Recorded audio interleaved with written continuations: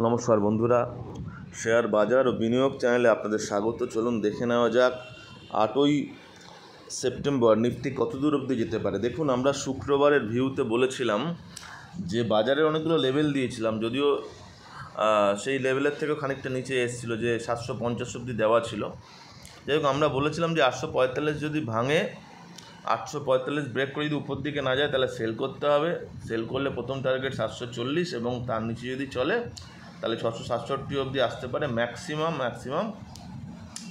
600 অবধি আসতে পারে, তার নিচে বাজার যাবে না, এরকম বলেছিলাম। যাই হোক, দেখুন এখান থেকে বাজার নামলো এবং দুটো ক্যান্ডেলের মধ্যে প্রায় 666 যে ভাইটাল লেভেলটা সেই লেভেলের কাছে চলে আসে এবং তার সামান্য নিচে গিয়ে আবার যখন 666 ভেঙে চলে তার উপরে 745 যায়। দেখুন বারবার করে একটা জিনিস দেখা যাচ্ছে, 666 লেভেলটা অত্যন্ত অত্যন্ত অত্যন্ত ভাইটাল হয়ে আসছে, কারণ আমরা বারবার করে এই লেভেল থেকে বাউন্স ব্যাক করতে দেখেছি, বিভিন্ন জায়গাতে দেখেছি করতে, এবং 666 গিয়ে আবার 750-এর যে লেভেল সেই লেভেলে গিয়ে বাজার বন্ধ হয়েছে। এবার আমরা ডে ক্যান্ডেলে যাই একবার।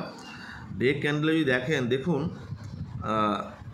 বাজার যে রেঞ্জটার মধ্যে আছে, বাজার তিনটে পরপর 3-4টে রেড ক্যান্ডেল বানানোর পরে এইখানে একটা ভালো একটা মুভ দিয়েছিল, মানে 4 তারিখে মুভ দিয়ে উপরে খুলেছে, কিন্তু সাস্টেন করেনি 25,000-এর উপরে। এইটা একটা পয়েন্ট আছে, না করে তারপরে ক্যান্ডেলটা আবার নিচে খুলে কিন্তু নিচ থেকে আবার এটা উপরে গিয়ে মোটামুটিভাবে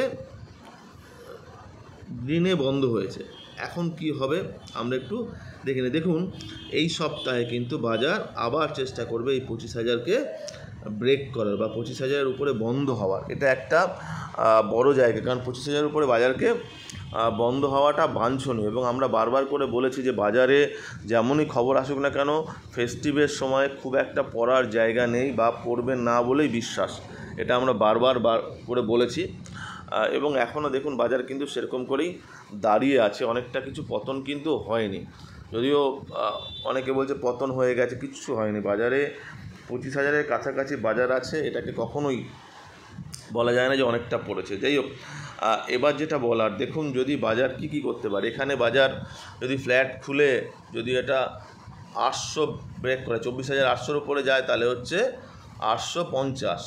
আর যদি দেখেন যদি উপরেই খুলে গেল বলতে 820 830, তাহলে আমরা কিছু করব না, ওয়েট করে 850-এর কাছাকাছি যাক, গিয়ে যদি 50-60-এর উপরে ব্রেক করে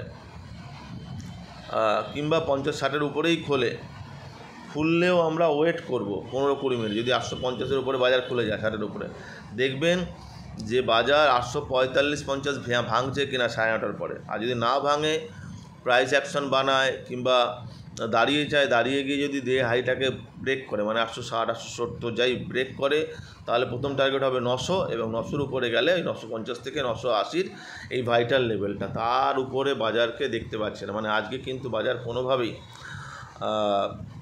980 যাবে কিনা সন্দেহ আছে, 950 গেলেও সেটা অনেকটা যাওয়া। যাই হোক, আরেকটা কথা বলা, তবে বাজার পজিটিভ থাকতে পারে, ছোটো রেঞ্জে ফাঁসতে পারে বাজার, এইসব কিছু হতে পারে। আর যদি দেখেন 845-এ আটকে গেল বাজার, উপরে খুলেও 845-এ আটকে গিয়ে যদি 820 ভাঙে তাহলে সেল করবেন। সেল করলে 740 750-এর লেভেলটা, আর যদি 725 ভাঙে তাহলে আবার কিন্তু 666 এই লেভেলে আসতে পারে। আর যদি 620 ভেঙে যায় তাহলে কিন্তু বাজার এখান থেকে প্রায় 60-70 পয়েন্ট যাবে, মানে 550, তার নিচে 500 লেভেলে কিন্তু বাজার চলে আসতে পারে। ঠিক আছে, এরকমই দেখুন, এর বাইরে বাজার মনে হচ্ছে না কিছু হবে। বাজার কোথায় খুলছে তার উপরে ডিপেন্ড করছে। ঠিক আছে, দেখা যাক কী হয়।